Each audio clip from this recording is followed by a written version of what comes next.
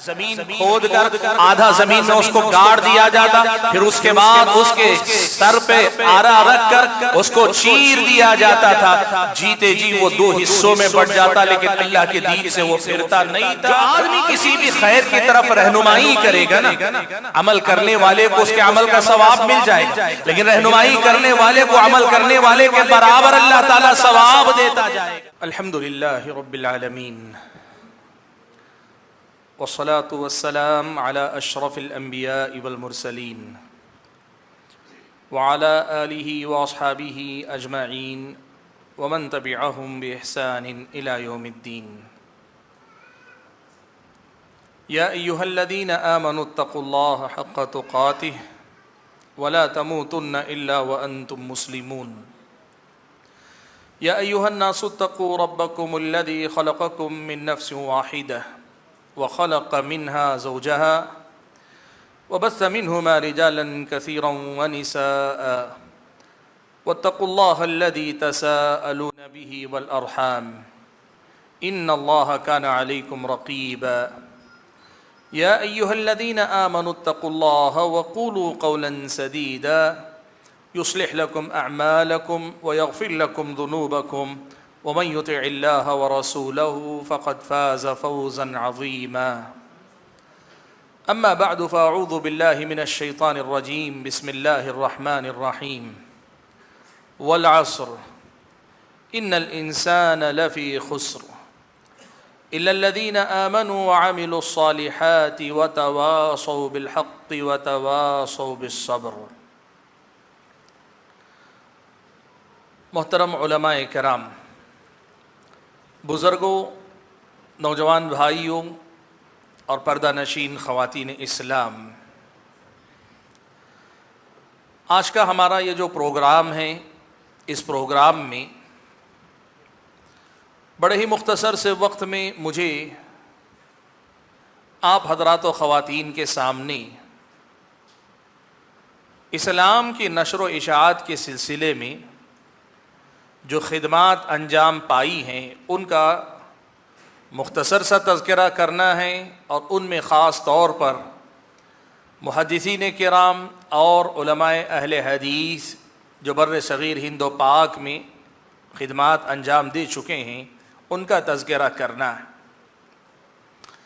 دیکھیے، تاریخ ایک ایسا عنوان ہے کہ جب آپ اس پہ بولنا شروع کریں تو بات بہت لمبی جاتی ہے، بہت دور تک جاتی ہے، واقعات اتنے زیادہ ہوتے ہیں کہ آپ کو خود سمجھ میں نہیں آتا کہ آپ کیا بولیں کیا چھوڑیں۔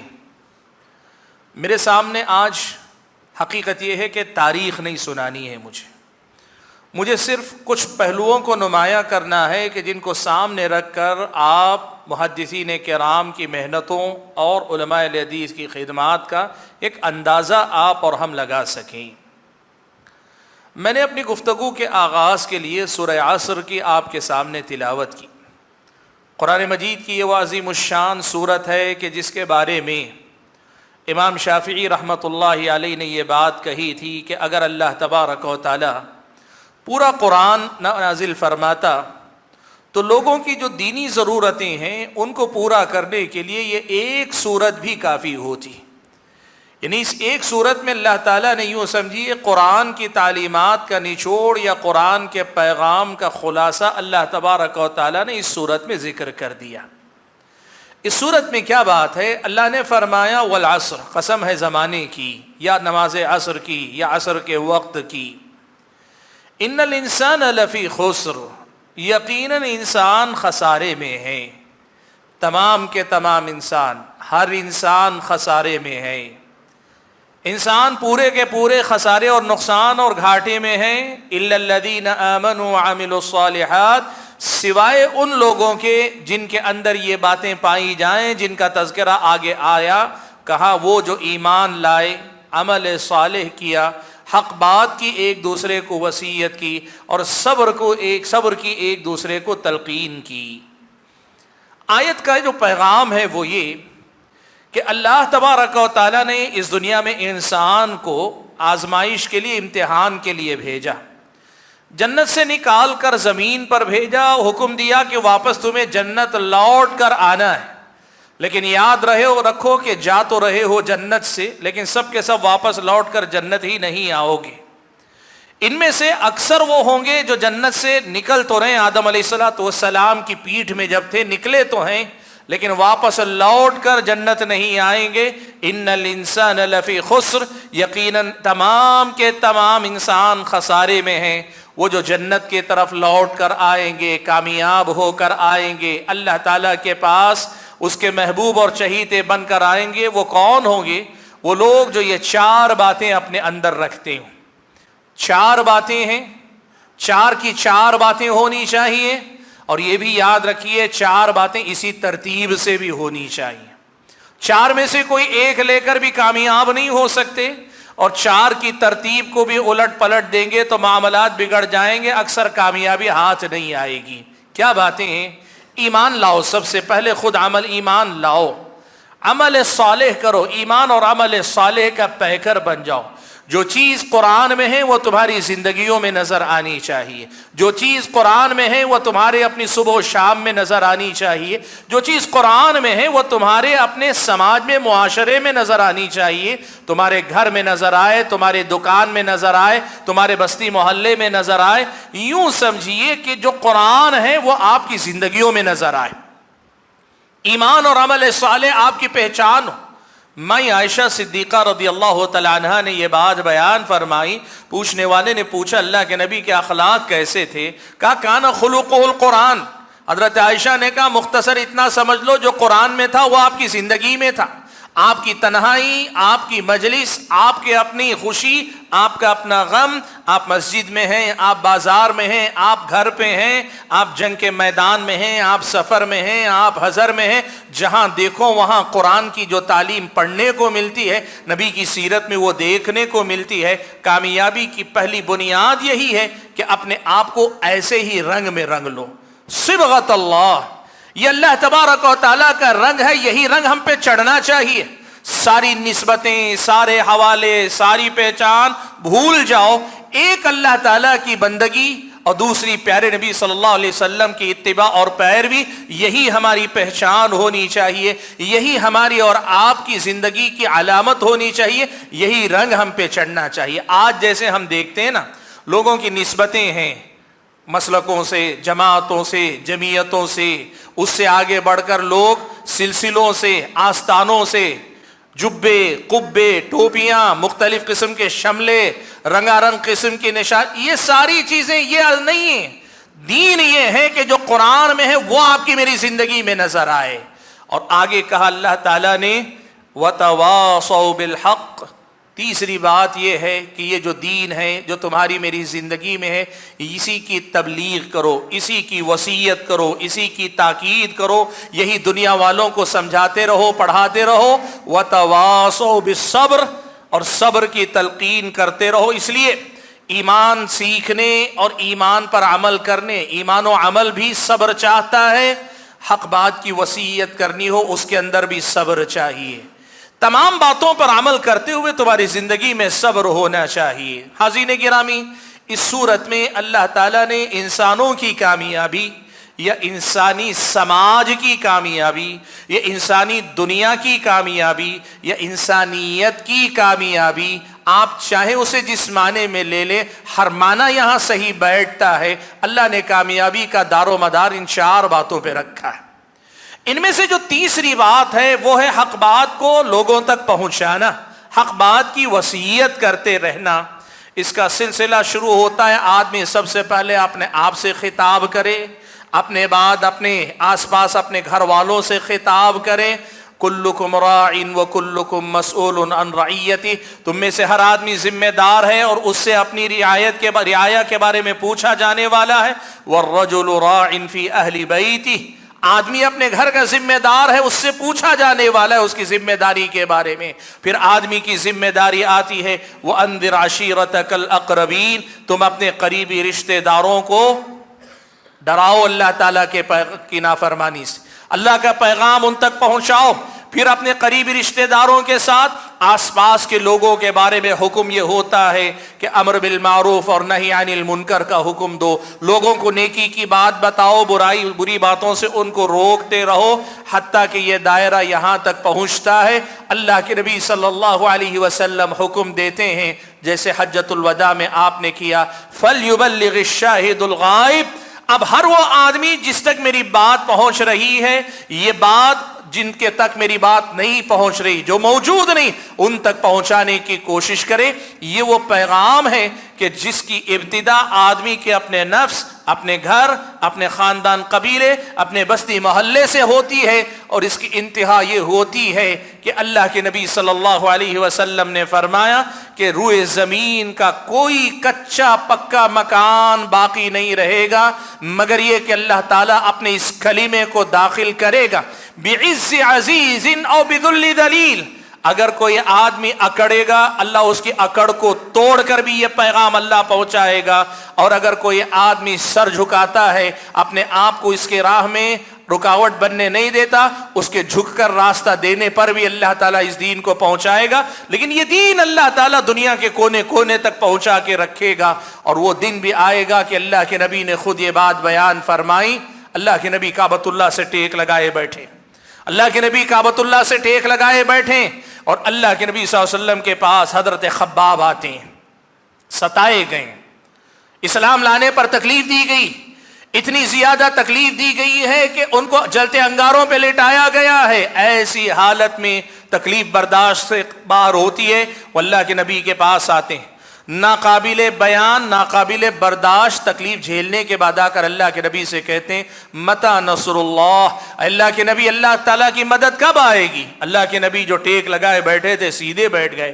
آپ نے کہا دیکھو خباب، تم سے پہلے والی قوموں کا یہ حال تھا کہ وہ اللہ کے دین پہ عمل کرتے تھے، ان میں سے ایک آدمی کو لایا جاتا، زمین کھود کر آدھا زمین میں اس کو گاڑ دیا جاتا، پھر اس کے بعد اس کے سر پہ آرا رکھ کر اس کو چیر دیا جاتا تھا، جیتے جی وہ دو حصوں میں بٹ جاتا، لیکن اللہ کے دین سے وہ پھرتا نہیں تھا۔ اتنی تکلیفیں برداشت کر کے بھی ان لوگوں نے دین پہ ثابت قدمی اختیار کی۔ وَلَكِنَّكُمْ تَسْتَعْجِلُونَ، اللہ کے نبی نے دوسری بات کہی، ایسا بھی ہوتا تھا کہ ان میں سے ایک آدمی کو لایا جاتا اور لا کر لوہے کے کنگھوں سے اس کا گوشت نوچ لیا جاتا تھا، جیتے جی پھر بھی وہ دین سے پھرتا نہیں تھا۔ تمہیں بھی صبر کرنا پڑے گا، تمہیں بھی جلد بازی نہیں دکھانی پڑے گی، نہیں دکھانی چاہیے۔ اللہ کی قسم اس دین کو اللہ تعالیٰ ایسے غالب کرے گا، یہ دین ایسے پوری دنیا کے اندر پھیلے گا کہ صنعاء سے نکل کے حضرموت تک ایک آدمی سفر کرنے کے لیے نکلے گا تو اسے یا تو اللہ کا ڈر ہوگا یا جنگلی بھیڑیا اس کے جانور کو اچک لے، بس اس کا ڈر ہوگا۔ دنیا میں کسی کا ڈر نہیں ہوگا، امن و امان کے ساتھ اللہ کا نام لینے والے پوری دنیا کے اندر پھیلیں گے۔ یہ ہوگا، یہ اللہ کے نبی نے کہا ہے، اور اس کے لیے یہ انتظام اللہ کے نبی نے کیا کہ دیکھو بحیثیت امت یہ جو کام ہے اللہ کے دین کو پہنچانا، اللہ کے دین کو پھیلانا، یہ بحیثیت امت تم سب کی ذمہ داری ہے، لیکن امت کی طرف سے اس فرض کو ادا کرنے کے لیے ایک جماعت ہونی چاہیے۔ وَلْتَكُمْ مِنْكُمْ أُمَّةٌ يَدْعُونَ إِلَى الْخَيْرِ، بحیثیت امت کہا كُنْتُمْ خَيْرَ أُمَّةٍ أُخْرِجَتْ لِلنَّاسِ، تم وہ جماعت ہو، تم وہ قوم ہو، تم وہ لوگ ہو جن کو اللہ تعالیٰ نے لوگوں کے لیے اٹھایا ہے، بپا کیا ہے کہ تم کیا کرو گے، لوگوں کو نیکی کا حکم دو گے، برائی سے روکو گے۔ البتہ اس فرض کو پوری امت کی طرف سے ادا کرنے کے لیے وَلْتَكُمْ مِنْكُمْ أُمَّةٌ يَدْعُونَ إِلَى الْخَيْرِ، ایک جماعت ایسی ہونی چاہیے جو نیکی کا حکم دے، برائیوں سے روکے، لوگوں کے اندر خیر کی بات کو عام کرے، یدعون الی الخیر، خیر کی طرف لوگوں کو دعوت دینے والے ہوں۔ حاضرین گرامی، اسلامی شریعت کے اسی پیغام کو دیکھ کر، اسی اسلامی شریعت کی تعلیم کو دیکھ کر نبی علیہ السلام کے زمانے میں صحابہ نے اس دین کی تبلیغ اور نشر و اشاعت کا بیڑا اٹھایا، اور اللہ کے نبی کے صحابہ کے سلسلہ کا جو مبارک سلسلہ شروع ہوا، آپ یقین کیجئے کہ اللہ کے فضل و کرم سے آج تک اللہ کی کتاب، نبی کی سنت انسانوں تک پہنچانے، چاہے وہ مسلمانوں کے اندر ہو یا غیر مسلموں کے اندر ہو، بلا انقطاع اللہ تعالیٰ نے مسلسل اس دعوت کو جاری و ساری رکھا. یہ پیغام انسانیت تک مسلسل پہنچ رہا ہے اور اس کو پہنچایا جاتا رہے گا جب تک کہ قیامت کا وقت قریب نہ آ جائے. نہ یہ سلسلہ کبھی رکا، نہ کبھی یہ تھما، نہ تھمے گا. ہاں، کسی علاقے میں کبھی لوگ کمزور پڑ گئے، کسی علاقے میں کچھ لوگ طاقتور زیادہ حرکت کے ساتھ کام کرنے لگے، یہ اونچ نیچ ضرور ہوگی، لیکن یہ دعوت و تبلیغ کا پیغام پوری دنیا کے چپے چپے تک پہنچتا رہے گا. یہ اللہ تبارک و تعالیٰ کا پیغام ہے اور اسے اللہ تعالیٰ کے بندوں تک پہنچنا ہے. حاضرین گرامی، اس پیغام کو پہنچانے میں ہم اور آپ کو سب سے پہلے ایک بات کا خیال رکھنا چاہیے کہ ہمارا اور آپ کا حصہ لگنا چاہیے کچھ نہ کچھ. فرض یہ فرض کفایہ ہے، امت کا ایک طبقہ ادا کر لے جس سے یہ فرض زندہ رہے، باقی رہے، لوگوں پہ حجت قائم ہوتی رہے، یہ فرض ادا ہوگا. لیکن اس ایک جماعت کے اندر ہمارا اور آپ کا شمار ہو جائے، اس کی فکر کرنا یہ ہماری اور آپ کی ذمہ داری. میں 2-3 باتیں صرف حوالے کے طور پہ آپ کے سامنے ذکر کروں گا. دیکھو، عین میدان جنگ ہے، جنگ خیبر کا موقع ہے، عین میدان جنگ ہے. حضرت علی رضی اللہ تعالیٰ عنہ کو اللہ کے نبی نے قیادت کا جھنڈا عطا کیا ہے. آپ صلی اللہ علیہ وسلم نے یہ بشارت پہلے ہی سنا دی تھی کہ کل صبح میں جس کے ہاتھ جھنڈا دوں گا اللہ تعالیٰ اس کے ہاتھوں خیبر کو فتح کر دے گا. حضرت علی ابن ابی طالب رضی اللہ تعالیٰ عنہ کو خود اللہ کے نبی نے بلایا، حضرت علی کے ہاتھ میں جھنڈا عطا کیا. اب طے ہے، سامنے دشمن ہے، ادھر مسلمان ہے، مسلمان جائیں گے، دشمن ہارے گا، وہ مغلوب ہوگا، وہ شکست کھائے گا، خیبر ٹوٹے گا، خیبر مسلمانوں کے حوالے ہوگا، یہ طے ہے. لیکن اللہ کے نبی صلی اللہ علیہ وسلم ایسے موقع پہ حضرت علی کو روک کر ایک بڑی اہم بات سمجھاتے ہیں. کہتے ہیں لَأَن يَهْدِيَ اللَّهُ بِكَ رَجُلًا وَاحِدًا خَيْرٌ لَكَ مِنْ حُمُرِ النَّعَمِ. اے علی، یاد رکھنا، اللہ تمہارے ذریعے ایک آدمی کو بھی اگر ہدایت عطا فرما دے، یہ تمہارے لیے سرخ اونٹوں کی دولت سے زیادہ بڑی بات ہے.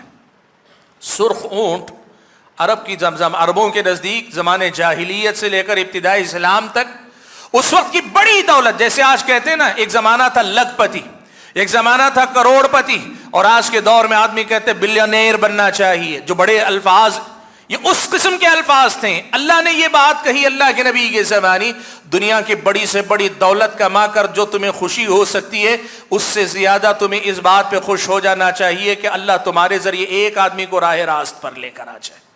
لوگ عام طور پہ یہاں ترجمہ کرتے ہوئے ایک بات کہتے ہیں، اللہ تعالیٰ تمہارے ذریعے ایک آدمی کو اسلام کی ہدایت دے دے. نہیں، اللہ تعالیٰ کسی بھی گمراہی سے نکال کر ہدایت پر لاتا ہے، آپ کے ذریعے اس بندے کو ہدایت ملتی، یہ فضیلت آپ کو ملے گی.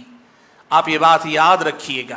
پیارے نبی صلی اللہ علیہ وسلم کی دوسری حدیث آپ کو سناؤں. اللہ کے نبی نے کہا من دل علی خیر فلہ مثل اجر فاعلہ.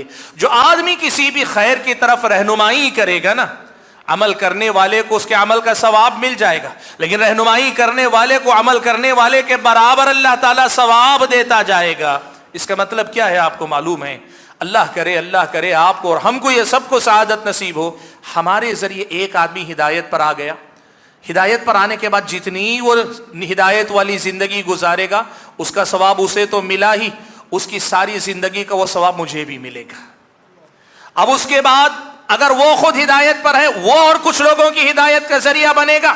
جتنے لوگوں تک وہ ہدایت کا پیغام نسل در نسل یا پھر اپنے دوست احباب میں پھیلے گا، ان کو تو اس کا اجر ملے گا، سب کا اجر ملا کر مجھے بھی اس کا اجر ملے گا. دنیا میں اس سے بڑی کوئی تجارت نہیں، اس سے بڑی کوئی تجارت نہیں کہ آپ اور ہم لوگوں کی ہدایت کا ذریعہ بن جائیں. اسی لیے اللہ کے بندو، اپنے بچوں کے مستقبل کے لیے جو سوچتے ہیں نا، اس میں یہ بھی سوچا کرو کہ آپ کا بچہ ایک حافظ قرآن بن جائے، ایک عالم دین بن جائے، کہ پھر اس کے ذریعے جو نیکیاں وہ کمائے، آپ اور ہم چلے جائیں اور پتہ نہیں دو بول جو آپ کا بیٹا بولے گا کسی کی زبان تک، کسی کے دل تک پہنچ جائے، اور وہ کہاں تک اللہ تعالیٰ باقی رکھے گا پتہ نہیں.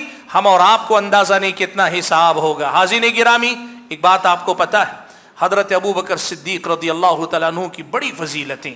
اس امت کے افضل ترین انسان حضرت ابو بکر صدیق ہیں. اللہ کے نبی کے بعد امتیوں میں سب سے پہلا مقام. حضرت ابو بکر کے افضل ہونے کے کئی اسباب ہیں. ان میں سے ایک بڑا سبب کیا ہے معلوم ہے آپ کو؟ اللہ کے نبی صلی اللہ علیہ وسلم پر سب سے پہلے ایمان لا کر اللہ کے نبی کے سب سے پہلے مددگار ہونے کا شرف حضرت ابوبکر کو حاصل ہوا۔ اس طرح سے آپ یوں سمجھ لیجئے کہ حضرت ابوبکر کے بعد امت میں جہاں تک یہ اسلام پہنچے گا، امتیوں کے عمل کا ثواب امتیوں کو تو ملے گا، اللہ کے نبی کو بھی ملے گا، لیکن حضرت ابوبکر کو بھی ملے گا کہ ان کا بھی اپنا حصہ اس دعوت کو پھیلانے میں تھا۔ ابوبکر افضل اس وجہ سے بھی ہیں کہ اس امت کے پہلے امتی ہے اور نبی کے پہلے ساتھی ہیں جنہوں نے اللہ کے نبی کے الفاظ ہیں، اللہ کے نبی نے حضرت عمر سے کہا تھا کہ عمر ابوبکر وہ ہے، تم نے جھٹلایا تو اس نے مجھے میری تائید کی تھی، تم نے انکار کیا تو اس نے مجھ پر ایمان لانے کا ثبوت دیا تھا، اور تم نے میری تائید نہیں کی تو اس نے میرا ساتھ دیا تھا۔ حضرت ابوبکر کا یہ مقام۔ حاضرین گرامی، یہی دعوت و تبلیغ کی اہمیت اور فضیلت تھی کہ خود اللہ کے نبی کے زمانے میں اس کا بڑا اہتمام ہوا، اور اللہ کے نبی کے زمانے کے بعد آج کے دور تک دعات، مبلغین، مصلحین، دنیا تک معلمین، مربی حضرات، اللہ تعالیٰ کے دین کو پھیلانے والے بے شمار لوگ کام کرتے رہے۔ اللہ کے نبی کی زندگی میں آپ دیکھیں، مصعب ابن عمیر رضی اللہ تعالیٰ عنہ کو اللہ کے نبی نے مدینے کی طرف معلم، مبلغ، مربی بنا کر بھیجا۔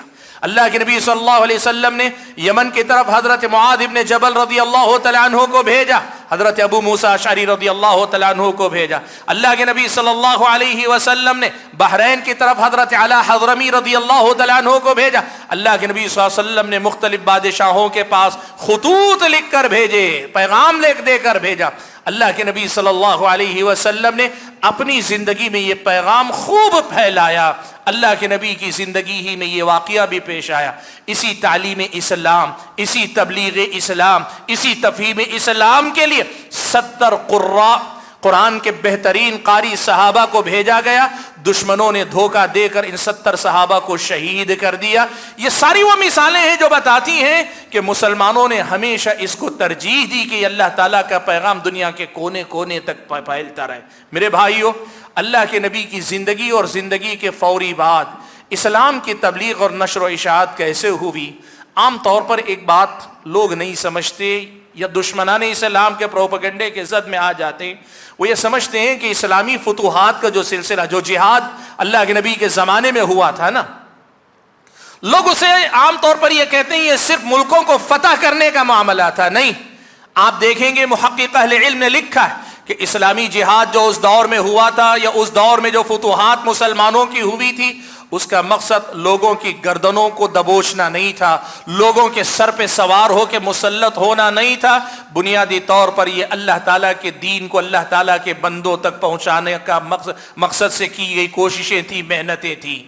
آپ یہ بات نوٹ کر کے دیکھو، آدمی اگر کبھی غالب آتا ہے نا، آپ دیکھیے ہمیشہ جب کبھی آدمی غالب آتا ہے، اگر وہ حکومت صرف حکومت قائم کرنے کے لیے کرتا ہے تو پھر لوگوں کے جسموں پہ حکومت ہوتی، دلوں پہ نہیں ہوتی۔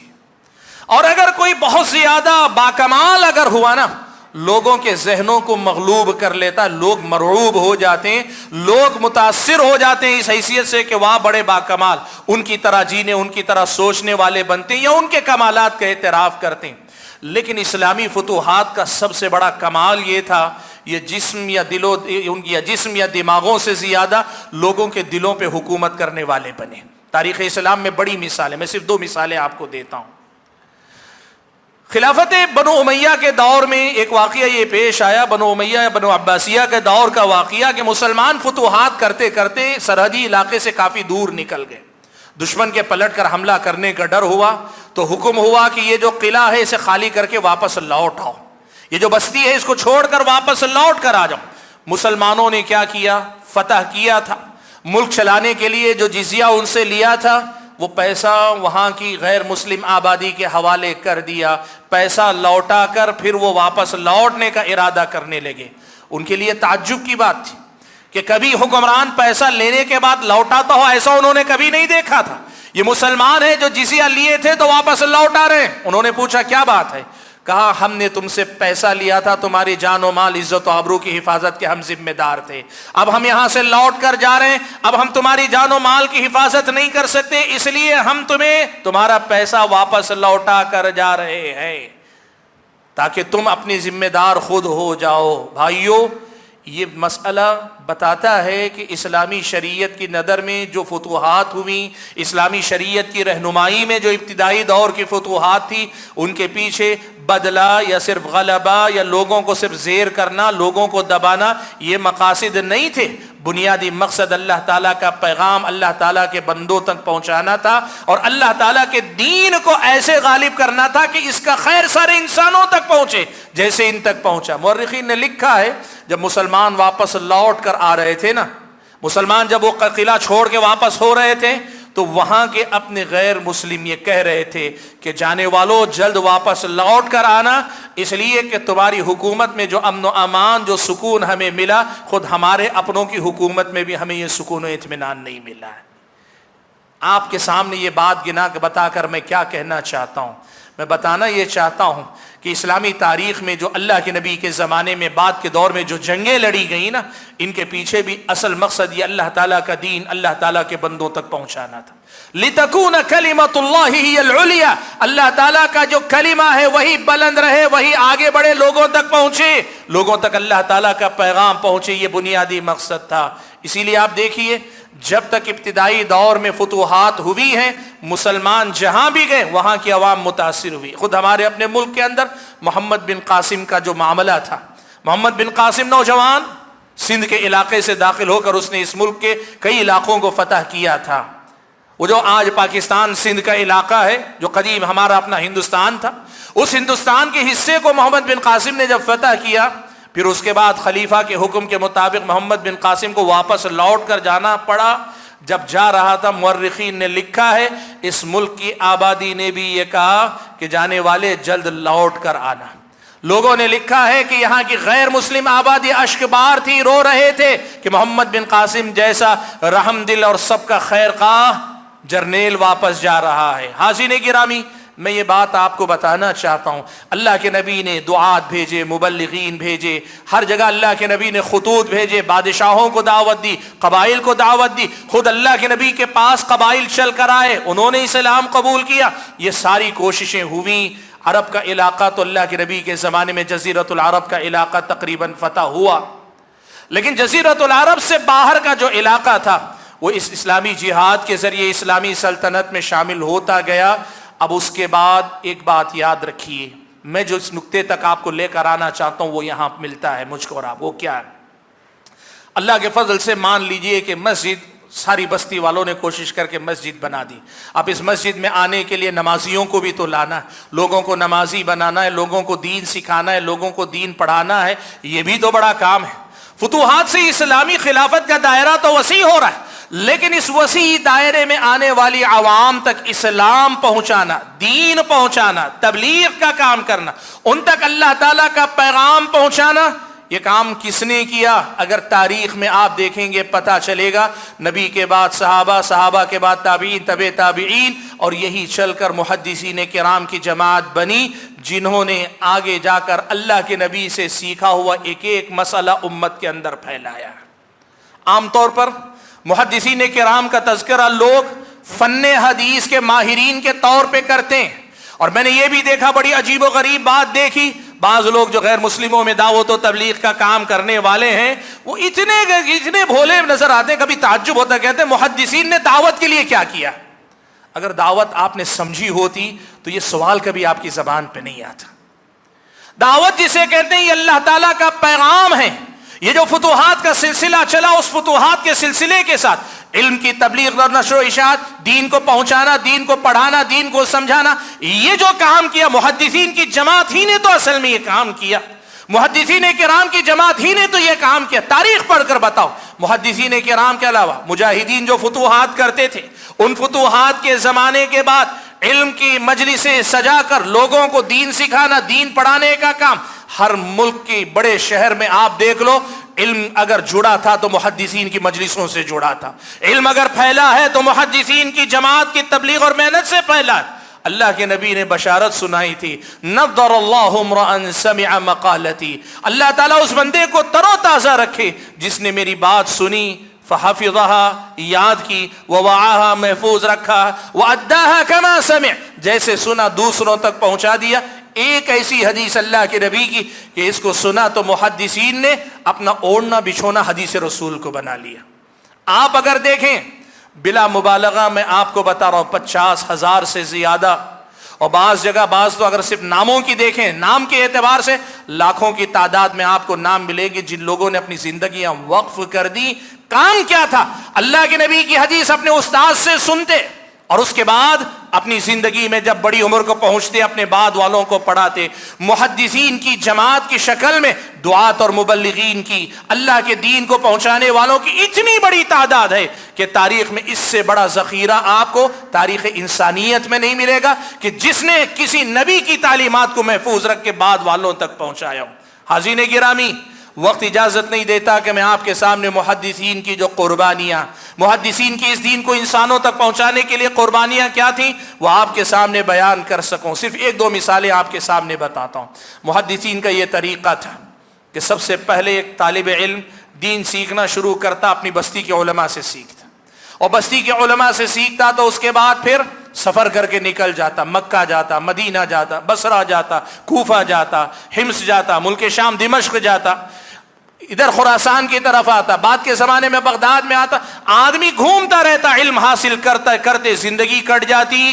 ایسا بھی ہوا ہے مدینہ سے نکل کر مصر کا سفر اس زمانے میں 1 مہینے کا سفر، 1 مہینے کا سفر کر کے جاتے تھے۔ کس لیے؟ صرف ایک حدیث رسول سننے کے لیے انہوں نے سفر کی، ایک حدیث رسول۔ سفر کر کے نکلے، مدینہ سے پہنچے مصر تک، اور مصر پہنچ کر ایک حدیث سنی، واپس لوٹ آئے۔ پوچھا انہوں نے کہ یہ اتنا لمبا سفر طے کر کے آئے ہو، کیا کوئی اور مقصد بھی تھا؟ جیسے ہم آتے ہیں نا، آئے تو ہیں کچھ اور مقصد سے، خریداری کے لیے آئے، تجارت کے لیے آئے، کسی رشتہ دار سے ملنے کے لیے آئے، ساتھ میں دین بھی سیکھ رہے ہیں۔ کہا مدینے سے یہاں تک چل کر آئے ہو، کیا مقصد تھا؟ کہا حدیث رسول سننے کے علاوہ اور کوئی مقصد نہیں۔ 1 مہینے کی مسافت تک سفر کر کے گئے اور ایک حدیث رسول سن کر واپس آئے، اس لیے کہ ایک ایسی حدیث تھی جس کے بارے میں ان کو پتا چلا کہ اس حدیث کا جانکار صرف اس وقت مصر میں ہے، اس کے علاوہ کسی اور کو یہ حدیث معلوم نہیں۔ محدثین کی قربانیاں بہت ہیں۔ امام بخاری رحمۃ اللہ علیہ کا نام آپ نے سنا ہے، آپ کو معلوم ہے امام بخاری رحمۃ اللہ علیہ بیمار پڑ گئے۔ بخاری بیمار پڑ گئے، جب بیمار پڑ گئے تو امام بخاری رحمۃ اللہ علیہ کا قارورہ سمجھتے ہیں؟ پیشاب کو جیسے آج بھی ہوتا ہے نا، پیشاب ٹیسٹ کرتے ہیں، خون ٹیسٹ کرتے ہیں، پرانے زمانے میں بھی اطباء دیکھتے تھے۔ امام بخاری رحمۃ اللہ علیہ کا پیشاب قارورہ لے گئے طبیب کے پاس، حکیم کے پاس، تو اس نے دیکھ کر کہا یہ ایک ایسے انسان کا قارورہ یا پیشاب ہے جس آدمی نے ایک زمانے سے روکھی روٹی کھائی ہے، سالن تک اس کو نصیب نہیں ہوا ہے۔ بڑی قربانی اللہ کے بندو، سوکھی روٹیاں کھا کر محدثین کرام نے اس دین کی حفاظت کی ہے۔ اور آپ کو معلوم ہے امام بخاری ہی کے بارے میں لکھا ہے، امام بخاری ہی کے بارے میں لکھا ہے کہ ایک رات کسی کے ہاں مہمان ہوئے، ایک رات کسی کے ہاں مہمان ہوئے، مہمان نے دیکھا کہ امام بخاری رحمۃ اللہ علیہ ایک رات میں 14 مرتبہ اٹھے اور اٹھ کر بار بار وہ جو اپنے نسخہ حدیثیں لکھ کے رکھتے ہیں وہ کھول کر دیکھتے ہیں، پھر بند کرتے ہیں، سو جاتے ہیں، پھر تھوڑی دیر بعد اٹھتے ہیں، سوتے ہیں، پھر سو جاتے ہیں۔ کیا مطلب ہے معلوم آپ کو؟ دن تو دن ہے، ان کی راتوں میں بھی ان کے دماغ میں اگر کچھ چلتا تھا تو وہ حدیث رسول تھی اور اس کے علاوہ کچھ نہیں تھا، صرف حدیث رسول بس۔ آدمی سونے والا دن میں رات میں اگر 14 مرتبہ اٹھ جائے، ہم کیا کہتے ہیں؟ دوسرا سارا دن 14 لوگوں کو کم سے کم سناتے، رات بھر سو نہیں سکا۔ یہ امام بخاری کی راتیں ہیں، یہ محدثین کی قربانیاں۔ آپ کو معلوم ہے کتنی قربانیاں، اگر آپ محدثین کی سیرتیں پڑھتے جائیں، بڑی قربانیاں محدثین کرام نے دی۔ میں یہ بات آج بڑی ذمہ داری کے ساتھ آپ کے سامنے کہنا چاہتا ہوں کہ اللہ تعالیٰ کے دین کی حفاظت، اور خاص طور پر جو بدعتیں بعد کے زمانے میں وجود میں آئے، آپ نوٹ کر کے دیکھو یہ بات۔ وقت اجازت نہیں دیتا کہ میں لمبی بات کروں، لیکن مختصر بھی کروں تو بھی کتنی کروں، آپ دیکھیں سمجھیں۔ اللہ کے نبی کی زندگی کے بعد خوارج وجود میں آئے، ابھی صحابہ باحیات ہیں، حضرت علی کے دور میں شیعہ وجود میں آئے، حضرت علی کے ہی دور میں ابھی صحابہ باحیات، ان کے زمانے ہی کے اخیر میں قدریہ وجود میں آئے، پھر اس کے بعد میں صوفیہ وجود میں آئے، ان کے زمانے کے بعد مرجیہ وجود میں آئے۔ آپ دیکھیں گے بدعتیں وجود میں آئے، ہر بدعت کا مقابلہ کر کے دین کی حفاظت کرنے والے اگر کوئی تھے، صرف محدثین تھے۔ اور میں لفظ صرف پہ زور دے کے کہہ رہا ہوں، صرف محدثین تھے۔ اس تاریخ کو آپ کو پڑھنا چاہیے۔ اللہ کے بندوں، محدثین کرام کی اس دین کی حفاظت اور نشر و اشاعت میں بڑی قربانیاں، بڑی محنتیں، اس دین کو محفوظ رکھنا اور اس دین کو پہنچانا۔ اسی لیے آپ دیکھو صحابہ کرام کے بارے میں یہ بات آپ نے بارہا سنی ہوگی، صحابہ کرام کے بارے میں آپ نے یہ بات سنی ہوگی، اللہ کے نبی کے صحابہ کی تعداد 1,00,000 سے زیادہ صحابہ تھے، لیکن مدینہ کے اندر صرف 10,000 صحابہ کی تقریباً قبریں ہیں، بس بقی قبرستان جو ہے اس میں، جسے بقیع الغرقد کہا جاتا ہے، یا لوگ جسے جنت البقیع کہتے ہیں، جو کہ صحیح نہیں۔ بقیع میں تقریباً 10,000 صحابہ کی قبریں، بقیہ سارے علاقوں میں اگر دیکھیں گے صحابہ مختلف ممالک میں پھیل کر دین پھیلاتے ہوئے وہاں کے وہیں انتقال کر گئے۔ آج یہ بات بھی میں ذمہ داری سے کہتا ہوں، آپ یاد رکھیے، محدثین کی جماعت ایک ایسی جماعت ہے جن کی اکثریت ایسی ہے، جس بستی میں پیدا ہوئے اس بستی میں وفات نہیں پائی انہوں نے۔ جس بستی میں ان کی پیدائش ہوئی، بہت کم ایسے محدثین ہیں کہ اسی بستی میں ان کی وفات ہوئی ہو۔ بڑی تعداد ایسے لوگوں کی، ایسے وہ راویوں کی، ایسے محدثین کی ہے جو دنیا کے مختلف خطوں میں جا کے وفات پائے۔ اور ہم بھی جاتے ہیں، بہت سارے تاجر بھی دوسرے علاقوں میں، ہم بھی پیدا ہوتے کہیں وفات پاتے ہیں، لیکن میں جو بتانا چاہ رہا ہوں وہ یہ کہ علم کی نشر و اشاعت، حدیث کو پھیلانے کے مقصد سے دوسرے علاقوں میں جا کر وفات پانے والے آپ کو زیادہ تر محدثین ایسے ہی ملیں گے۔ بڑی قربانیاں ان محدثین کی۔ بھائیو، خود ہمارے اپنے ملک کی تاریخ کو بھی آپ یاد رکھیے گا۔ اس ملک کے سلسلے میں ایک بات بڑی مشہور ہے، وہ بات یہ ہے کہ اس ملک میں اسلام کی نشر و اشاعت صوفیاء کرام کے ذریعے ہوئی۔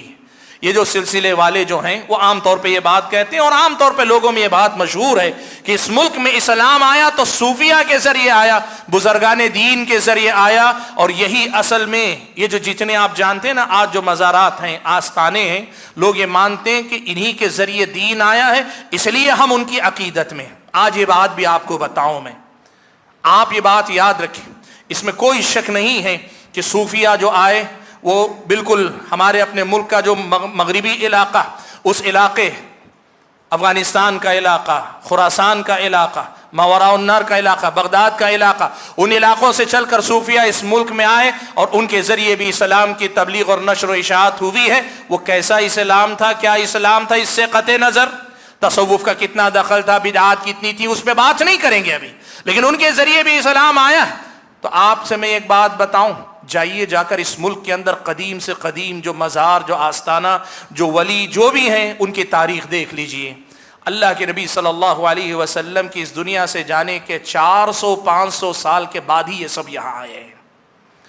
آج ہم یہ جو بات کہتے سنتے ہیں نا کہ بزرگان دین، اولیاء کرام کے ذریعے ہی دین ہم تک پہنچا ہے، اس بات میں آدھی سچائی، ادھورا سچ ہے، یہ ادھورا سچ ہے۔ میں نے کہا نا کہ وہ اسلام جو آیا وہ کیا شرک سے ملا ہوا تھا، بدعات سے ملا ہوا تھا، یا پاک تھا، رافضیت سے بھرا ہوا تھا، اس پہ بات نہیں ابھی۔ صرف آنے اور اسلام کی تبلیغ کی بات بھی کر لیں، مان لیں، تب بھی یہ آدھا ادھورا سچ۔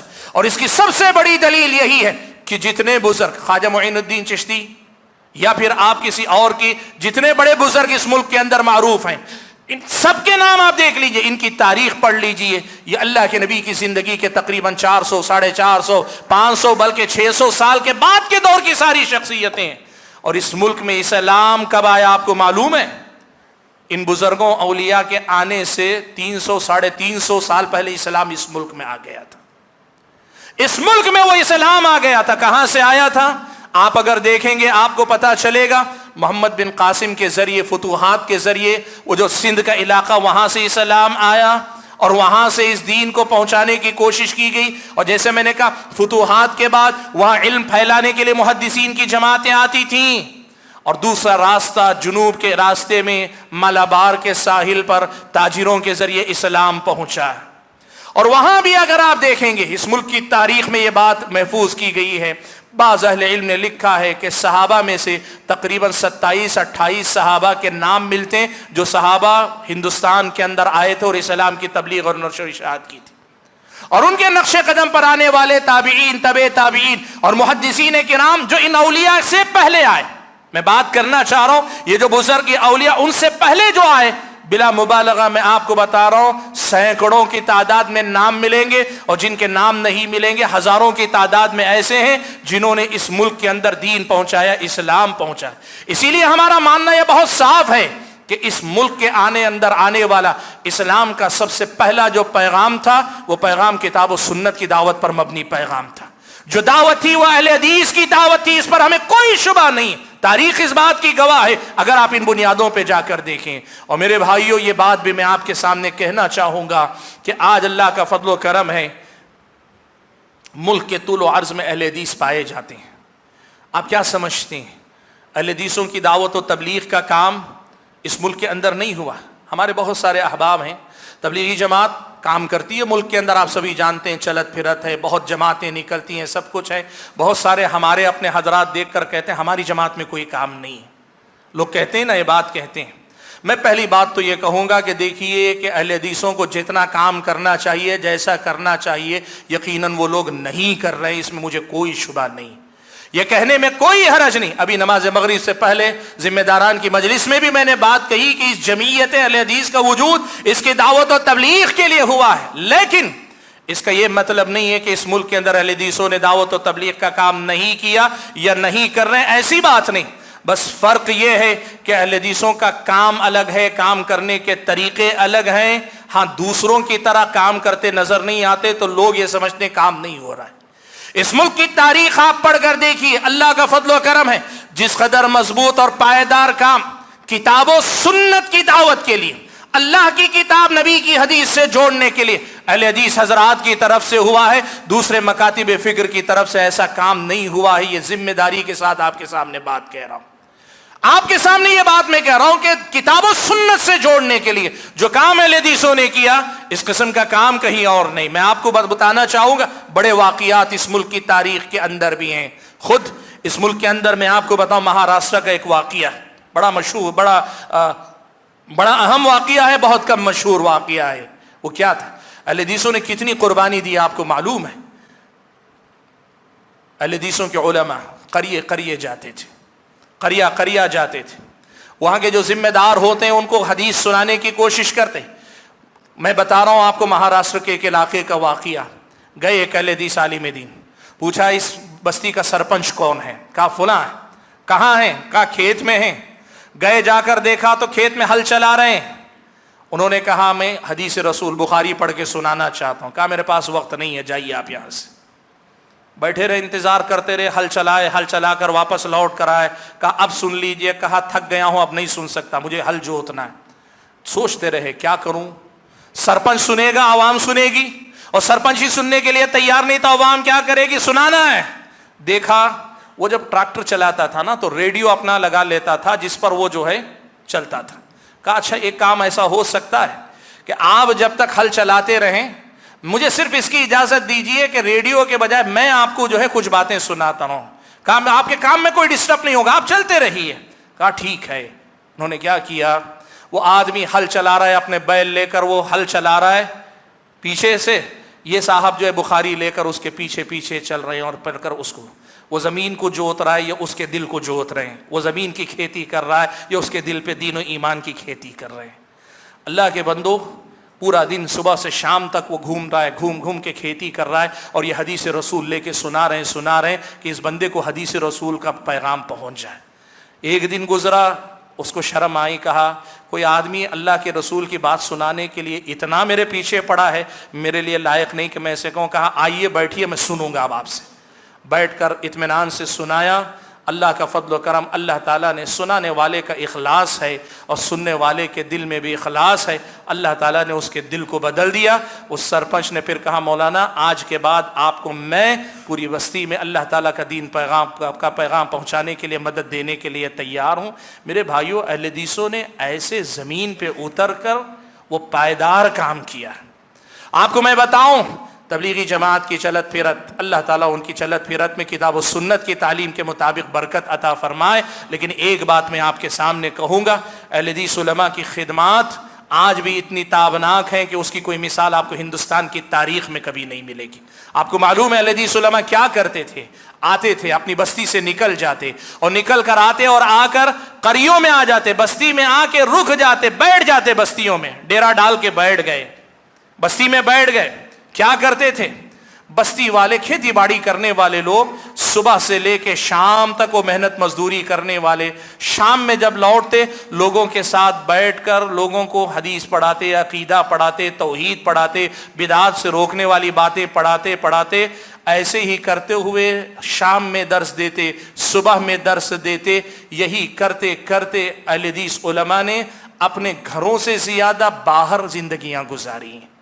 میں آپ کے سامنے ہمارے بزرگ جو بیٹھے ہیں اگر وہ یاد رکھے ہو تو ان کو پتا ہوگا آپ کے کرنول اور اس کے اطراف کے علاقوں قریوں کے اندر بھی، بنگلور اور اس کے اطراف بھی ہمیں معلوم، جنوب کے کئی ایسے علاقے ہیں جن میں پنجاب کے علاقے سے علماء اہل حدیث آتے تھے اور آ کے بیٹھ کر یہاں کام کرتے تھے. آپ کے اپنے شہر کے مولانا عبدالعزیز کرنولی رحمۃ اللہ علیہ نے بھی، آپ دیکھیں آس پاس کے جو قریے کے بزرگوں سے پوچھئے، ہفتے ڈیرا ڈال کے بیٹھتے، لوگوں کو پڑھاتے سکھاتے. یہ جماعتیں عوام کی، ان پڑھوں کی، یا پھر یہ کہ بے علم لوگوں کے نکال کر جو لے جاتے ہیں.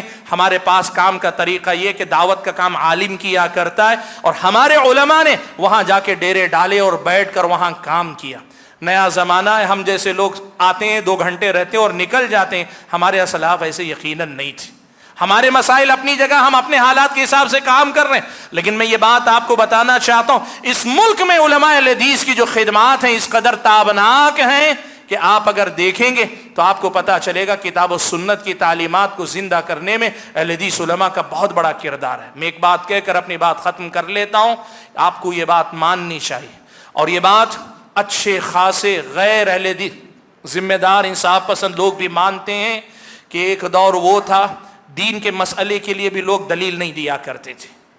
دین کے مسئلے کے لیے بھی دلیل نہیں دیا کرتے تھے، صرف یہ بتا دیتے ہمارے علماء نے کہا ہے.